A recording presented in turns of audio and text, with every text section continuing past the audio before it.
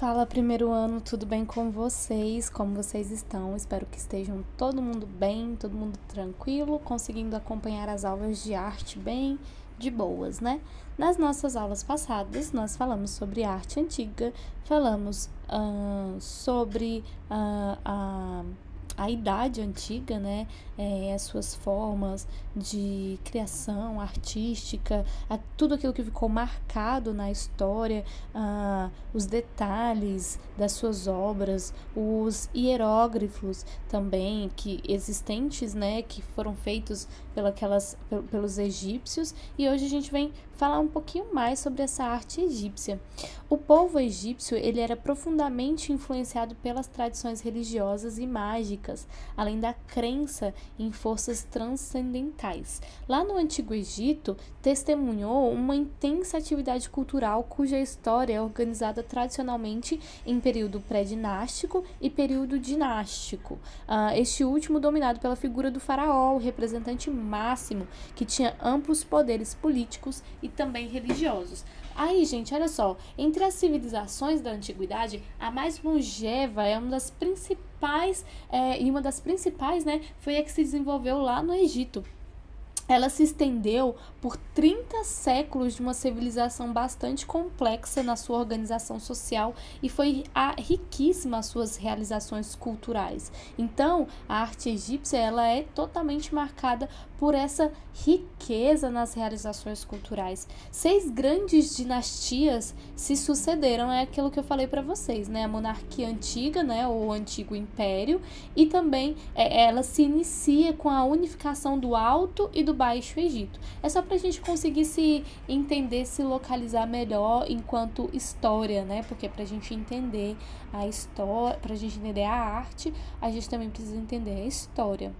A gente vê que, como na história e na cultura se observa uma grande unidade de estilo e de objetivos, faz com que as civilizações não se percebam dentro da influência significativa sobre o Egito. A gente não se percebe, né?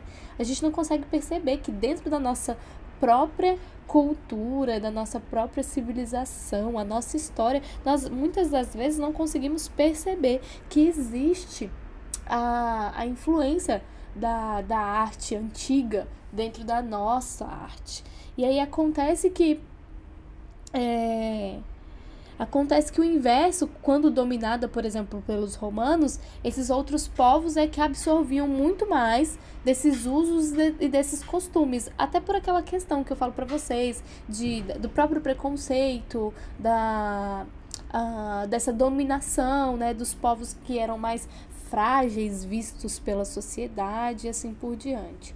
A religião ela invadiu toda a vida egípcia, interpretando o universo, justificando a sua organização, tanto social quanto política também, determinando o papel de cada classe social e aí, consequentemente, orientando toda a produção artística desse povo. E quando a gente fala sobre essas questões, é necessário analisar realmente de uma maneira bastante aprofundada, dar realmente o crédito a isso, porque a gente está falando de uma civilização que é não somente a civilização egípcia, mas todas as outras elas sempre estão sendo influenciadas por questões tanto sociais, quanto políticas, quanto religiosas. A arte ela se dá com essa base, a base para a arte ser desenvolvida, falando da Idade Média, do Renascimento, do Barroco. Todas essas questões elas são envolvidas com a arte, elas vão influenciar a arte a se desenvolver, tá bom? E aí, a religião ela invade toda a vida egípcia, como eu estava falando para vocês, com essa questão de interpretar tanto o universo, quanto orientar a produção artística desse povo, e além de crer em deuses, né, que era a religião, o que eles estavam crendo naquele momento, além de crer nesses deuses que poderiam interferir na história humana, os egípcios eles também acreditavam numa vida após a morte, como eu falei até na aula passada para vocês, se não me engano, e eles achavam que essa vida era muito mais importante do que a vida que se vivia no presente, né?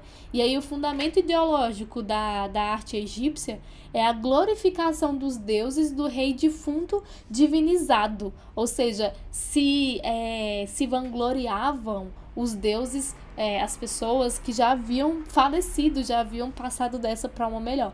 E para a qual eles erguiam templos funerários e túmulos totalmente grandiosos, muito bonitos, cheios de arte, né, dentro, o que não surpreende pelo fato dos estilos artísticos permanecerem iguais por cerca de 3.000 anos, que é mais ou menos esse tempo existente até então.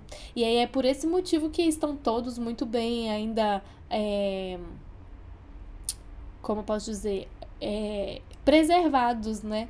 E aí dessa forma, apesar da permanência de estilo, os egípcios desenvolveram-se de uma forma tão grandiosa, tanto na literatura quanto nas ciências médicas e na alta matemática, que a gente ainda possui nós ainda nos utilizamos dessas descobertas, a gente às vezes nem se percebe. Quando fala sobre fotografia, por exemplo, vem lá dos países orientais e a gente nem imagina que isso esteja atrelado com o que a gente utiliza nos dias de hoje. Então, mantém a civilização egípcia de uma forma unificada e totalmente grandiosa, né? Aí ele pede para você observar na imagem, a figura central é maior que as outras à sua volta. Isso aí tem uma significação, tem um motivo, tem um porquê. E aí eu pedi até, inclusive, para que vocês respondessem essa atividade, né? E para a gente poder saber a opinião real de vocês do motivo pelo qual essa imagem pode ser considerada maior, né, essa figura central, do que as outras. Aí vem perguntando assim na primeira questão, por que é que ela foi por que ela foi representada dessa maneira, que outros elementos há na imagem e que tipo de cena que é representada.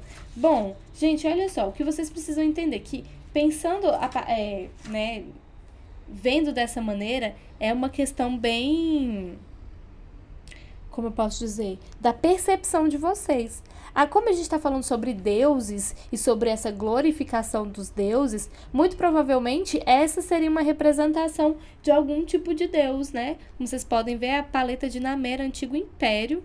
E aí, olha só, existe um que está maior do que os outros como uma representação realmente tanto existente na Idade Média, que se representava sempre Deus como uma figura maior e as outras pessoas dentro de uma figura inferior, para demonstrar esse poder, essa divindade, essa capacidade de reger o mundo, né? Como se realmente fossem deuses, nessa questão aqui dos povos egípcios, dessa arte egípcia. E que outros elementos a gente consegue encontrar na imagem? Muito presente também a gente vê imagens de animais, como essa gaivota que existe aí. A gente também tem alguns bisões. Na verdade não são bisões, né? São um estilo de boi, um tipo de boi, né, que existia naquela época. A gente também tem outras personagens que compõem essa cena. E essa cena representada, isso é uma questão bem pessoal da sua representação, de como você consegue enxergar isso. Mas a gente vê como quase que coroando alguém, né? Ou talvez fuzilando, matando alguém. Isso vai de uma interpretação bem pessoal de cada um de vocês. Então, olha só, Egito era uma arte para os mortos? A grande parte da arte egípcia se encontra nas tumbas, porque esse povo dava muita importância à continuação da vida após a morte, como eu acabei de falar para vocês. Tendo em vista essa eternidade, as cenas figurativas, elas recriam situações da vida cotidiana terrena para que o morto pudesse lembrar delas. Acreditava-se, né, que existia uma outra vida após a morte e que você levaria tudo que você tem daqui para a vida de lá. Havia cenas de colheita, de caçadas de animais, de pesca, do acasalamento de pássaros e ainda passagens que representavam a vida do proprietário da tumba, muito delas o exaltando. Nas cenas em que o soberano aparecia, a sua figura era priorizada, uma vez que o faraó era associado ao próprio Deus, sendo representado em tamanho maior que as pessoas à sua volta. Olha só, tá vendo o que a gente acabou de falar aqui? A proporção era, portanto, um fator fundamental. Quanto mais importante fosse esse alguém na ordem social, maior era a sua estatura ao momento de ser representado. Membros da elite e os donos das tumbas eram retratados em tamanho menor que o faraó, ao passo que os escravos e os servos, né, bem como animadores da corte, árvores e detalhes arquitetônicos eram ainda menores. Os animais eles tinham forte simbologia na arte egípcia, assim como o falcão, como eu falei para vocês, ele era geralmente a personificação do soberano. Os objetos, por sua vez, eram representados conforme os artistas os entendiam, com detalhes importantes evidenciados e não da mesma maneira como eles eram vistos na realidade. Os artistas egípcios eles não estavam preocupados em reproduzir o mundo tal qual viam, ou seja, eles não criavam cópias da realidade.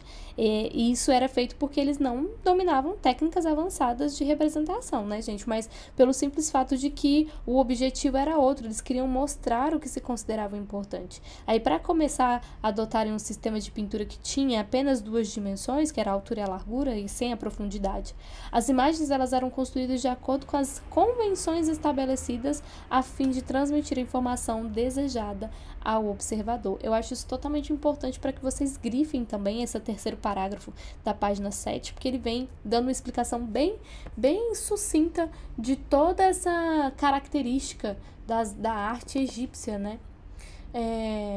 A gente também tem a arquitetura, os templos, a pintura. Algumas características da pintura é justamente essa ausência das 3 dimensões, a ignorância da profundidade, não se utilizava essa questão da profundidade, esse colorido da tinta lisa, sem claro e sem escuro, sem indicação de relevo, ela era taxada assim na parede, né? E além da frontalidade, que determinava que o tronco da pessoa fosse representado sempre de frente, enquanto a sua cabeça, suas pernas e seus pés eram vistos de perfil. Isso aí é bem representativo, como vocês podem ver aqui, né? E também outras imagens como essa, enfim. Tem várias imagens para vocês apreciarem aí. E aí, gente, lá nas representações que a figura humana aparecia por inteiro, ela era organizada de acordo com a regra de proporção, em que um quadriculado rigoroso dividido em 18 unidades de mesmo tamanho era feito, né?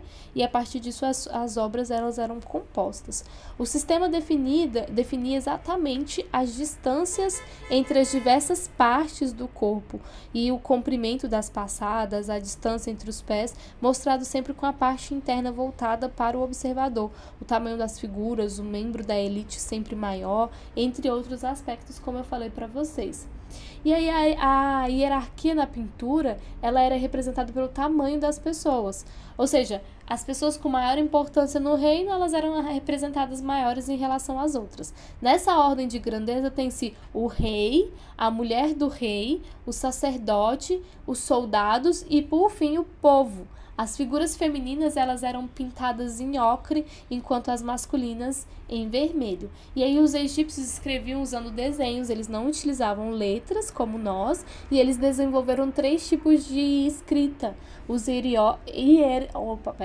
hieróglifos, a hierática e a demótica. A gente, inclusive, fala sobre os hieróglifos porque foi considerada uma escrita totalmente sagrada e é a partir dela que a gente tem o nosso próprio alfabeto do Ocidente. Foi a partir dessa criação da arte hieróglifa, dessa letra, essa forma de escrita hieróglifa.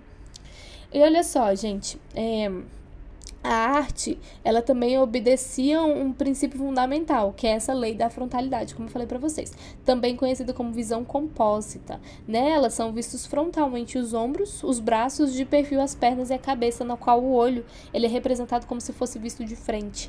Grande parte das pinturas egípcias, como as que se encontram ao lado aqui na figura, como você pode ver, ela tem como se fosse essa técnica de falso afresco. O afresco ele é uma técnica empregada na pintura pintura mural. Nela, os pigmentos de diversas cores são misturados com a água e separadamente. Em seguida, a pasta respectiva de cada cor é aplicada na parede, na área de pintura que se quer colorir, dando forma às figuras. Quando a massa ela seca, as cores e o reboco da parede, elas vão formar um único conjunto que é totalmente inseparável. Essa técnica ficou conhecida como afresco verdadeiro, que é o que a gente pode ver na Idade Média, mais especificamente, né? Foi bastante utilizado. Ou também buon fresco, buon fresco, né? Porque é afresco bom, verdadeiro. Sendo muito empregado durante o Renascimento, também dentro da Idade Média a gente tem a técnica de afresco.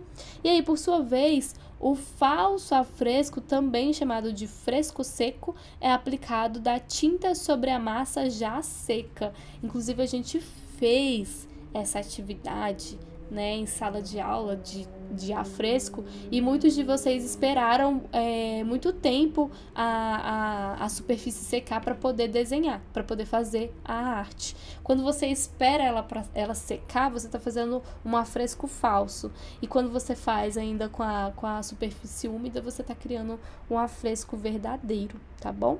E aí, nessa técnica egípcia, a gente tem a pintura na parede da tumba de Nebaum, e a qual mostra caçando pássaros, acompanhado da sua esposa e da sua filha. A partir daí vocês podem perceber a altura, o tamanho, essa questão da lei da frontalidade e também esse afresco falso, né? Ou esse fresco seco, que é feito por uma superfície já seca, não é verdade?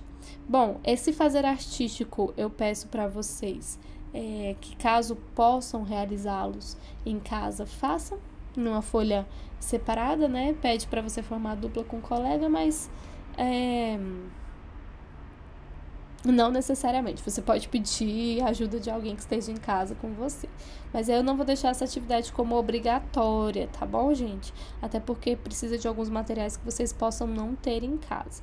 Quando eu for passar algum tipo de atividade que seja obrigatória, eu vou deixar escrito e dentro do planinho de aula de vocês que vem junto com a aula, tá bom?